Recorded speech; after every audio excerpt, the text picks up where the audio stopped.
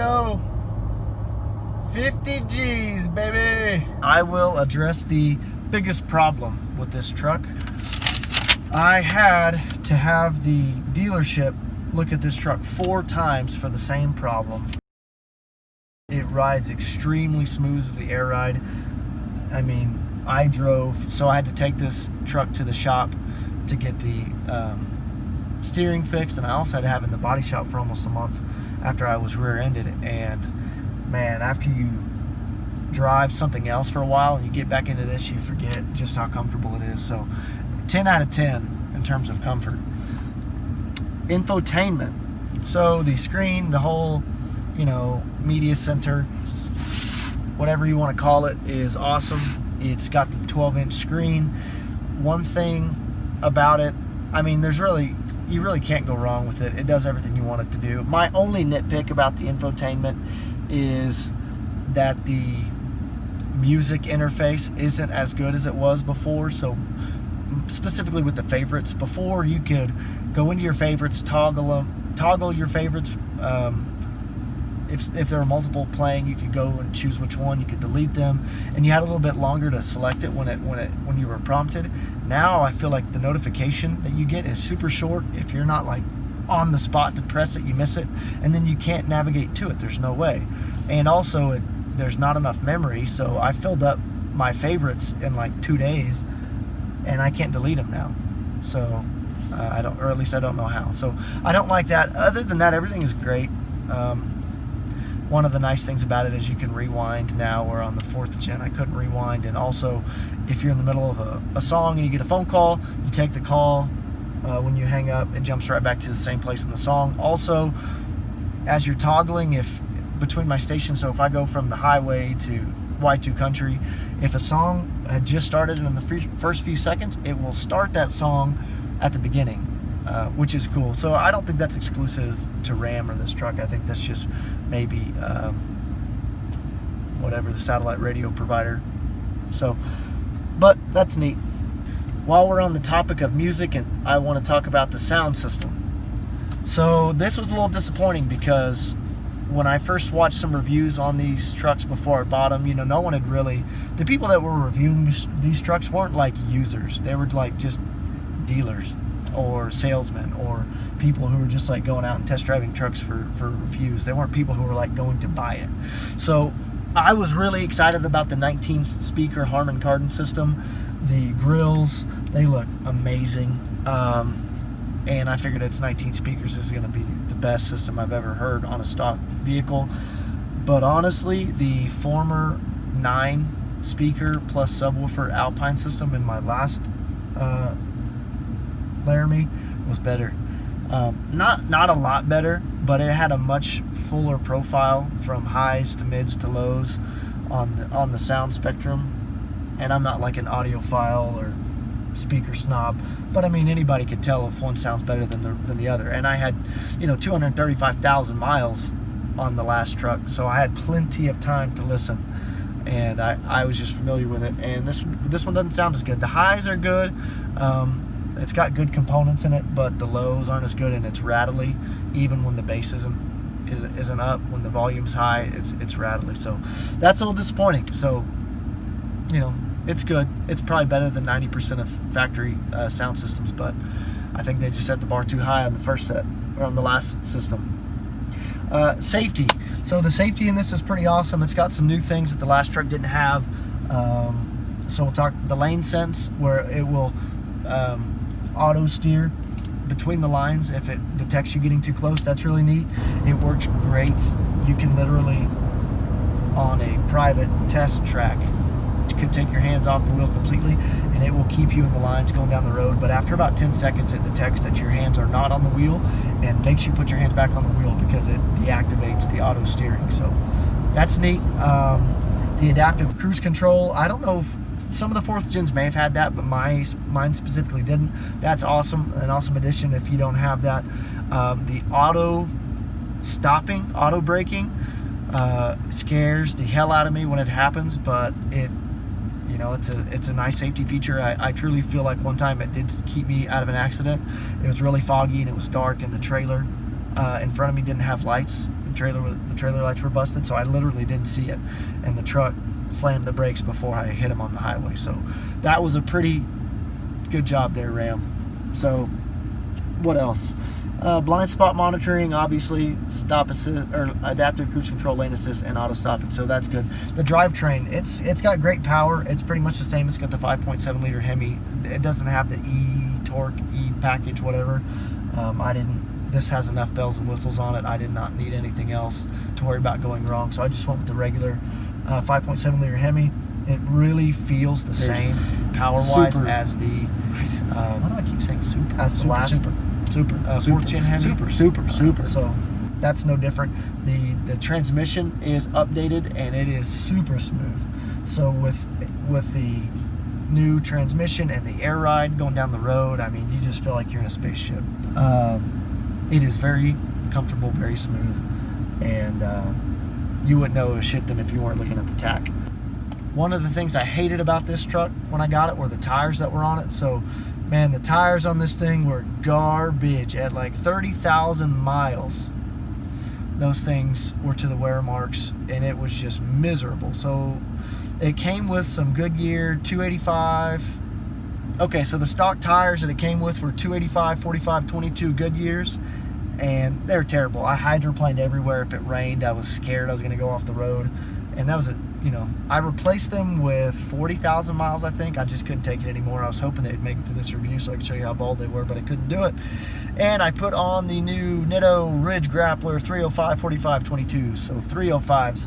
They fit perfect. Honestly, they rub just a tiny bit in reverse, and that's it. And it's not bad at all. So I had 305s on my last truck, so I really want to get 305s on this, and they look much better. I'll walk you around after a while. The Ram boxes are still awesome. They're still one of the biggest reasons why I bought it, and they will be one of the biggest reasons why the next truck I buy also has them. I don't know how I went so long without them. I put a subtopic for the tailgate on here just because it's kind of nice. It's not super fancy. I'm on my third one. It's also got a button on the remote that you can press to drop the tailgate. I think that's kind of dangerous because if you have a trailer hooked on or if there's something back behind you and you press that, your tailgate's going to smash into whatever's behind it. That's not how I cratered the first two, but that is a way I could see me needing a fourth. So be mindful of that. There's also a button up here to drop the tailgate. It's pretty handy whenever you're trying to load something and you're walking towards the truck, and you could lower it down and drop the tailgate from your, with your hand in your pocket. I've done that many times. It's been great. I've still got the Truck Sport Truxedo soft tonneau bed cover on it, so it's got close to 50,000 miles on it now, and it's still holding up well. Some neat things about this truck that I didn't realize were a thing. It's got a horn warning. I ran over a nail in my old tires, and so I had to put air in it one day, or for a couple days until I got it fixed. And I would put air in it, and as I'm leaning down putting air in it, my damn horn would honk, and it'd scare the hell out of me. And I didn't know what was going on. I thought maybe I was just bending over on my fob and it was honking, but I found out after like the third time of putting air in it, it actually honks when you get the right pressure. So you don't have to put air in it, run around, check, put air in it, run around, check. That was awesome. Didn't know that was a thing, and I bet most of you don't either. Sunroof is great. It's got the full power sliding sunroof. I know most people think that's kind of gimmicky. No one uses a sunroof, but I actually open this thing up all the time. It is fantastic. The power steps, man, I love the power steps. I didn't expect to love the power steps as much as I do, but I love them. So I like them for a few reasons. Some of the people who did initial reviews of this truck kind of speculated as to why you could control the power steps from inside, and you can. It's just a press of a button. So I think there are three ideas, three schools of thought for that. The first and silliest one was so that if you're talking to somebody outside your truck and they're short, you can fold the step down so they can stand on it and they can see you better. Maybe. The second idea or use case for the manual power steps is so that when you're going through an automatic car wash, you can lower and raise them so to get the tops and bottoms clean, which is effective and useful. And the last thing that I use them for is as a door ding defense. So if I'm in a parking lot, I'll put them out, and if the vehicles that pull up next to me are, you know, lower, and it doesn't work on trucks or other lifted vehicles, but on most cars, if they open the door, it'll hit the side step before it'll hit the door. So I use that anytime I'm in a public place. And honestly, the best defense is good offense. Just park as far away from the store as possible. My wife and kids hate it, but I have no door dings, and my wife's car looks like a golf ball. So, standard truck shutdown procedure. We're in the normal ride mode. I'll bump it up as high as possible. I'll go into controls, deploy my steps, and then I will fold the mirrors in. Everything possible to minimize door dings, people bumping into my mirrors, trucks, what have you. Now it won't always help you if you're parked next to somebody in a higher vehicle. It won't help you, but say somebody pulled in right next to you like this, when they go to open their door, they're gonna hit the running board before they hit the side of the truck. So just a little heads up. Keep that in mind. The 360 camera is great, so you can see the full bird's eye view. My little kid, I tell him there's a drone above my truck, and he believes me because I fly drones. It's awesome for getting perfect in your parking spot, which is also how you reduce door dings.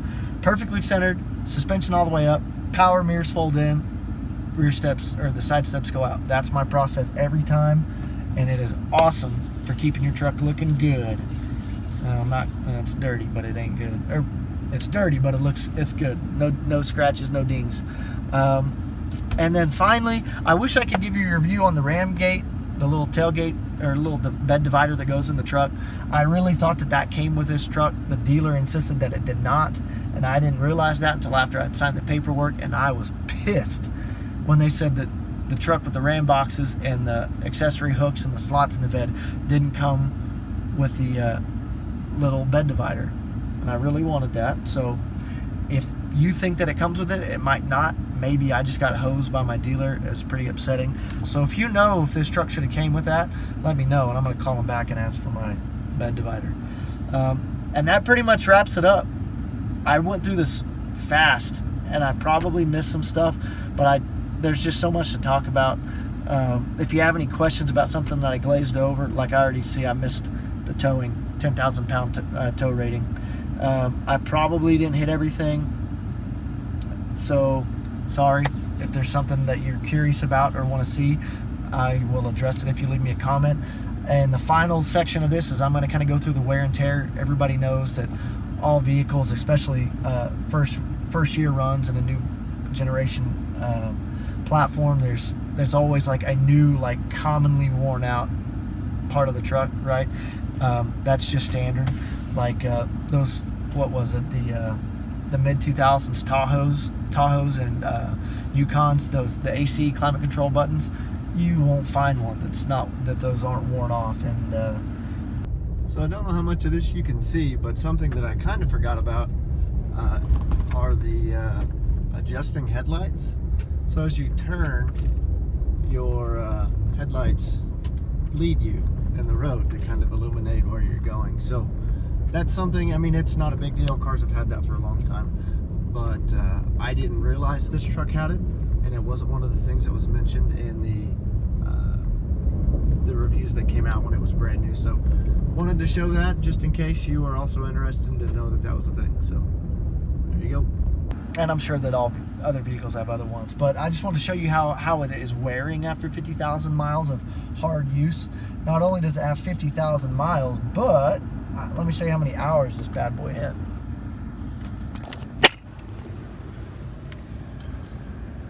1,400 hours, over 1,000 driving and almost 400 idle. So I've been wearing this thing out, and it is holding up really well. The dash, the buttons, they look brand new. You know, the buttons up here look brand new. One thing I was worried about was right here where I rest my arm and my elbow a lot, but it looks great, looks brand new. The carpet's a little rough. There's one snag in the carpet you can see right here, but man, honestly, I was gonna get the weather text, but these are holding up so well and they clean up nice, and I'm wearing filthy boots in this thing daily, so that's not bad. Everything looks pretty good. Let me hop outside real quick, and I'll show you the only spot that I think has shown a little bit of wear that is kind of to be expected. Right here on the running boards, and I hope you can hear me, I know it's windy. Right here on the running boards, where you get in and out, my pants and my boots are just scuffed that up. There's just a little bit of paint rubbed off, but that's just the way it is. But one thing this thing came with was these edge protectors for the edge of the doors and behind the door handle. It's just like little clear plastic. It's on all the doors. So I think that that's really helped maintain that. The only other spot that is showing some wear is I've got a pretty obscene amount of rock chips in the front of this thing. I don't know if you can see that or not, but there's a ton of rock chips. And I've been thinking about getting like a steel bumper for it, but it looks good, and honestly it's always covered in so many buckets you can't really tell. So here's how it looks with the 305 tires. They fill out the spacing much better. The other ones were super skinny, so these are almost perfectly flush with the fenders, which is kind of the look I was going for.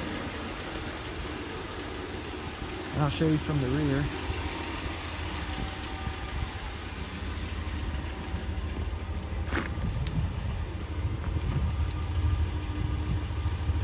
So I'm trying not to get my license plate in front of me. That's her. That's how a dirty old work truck looks after 50,000 miles. She looks good, don't she?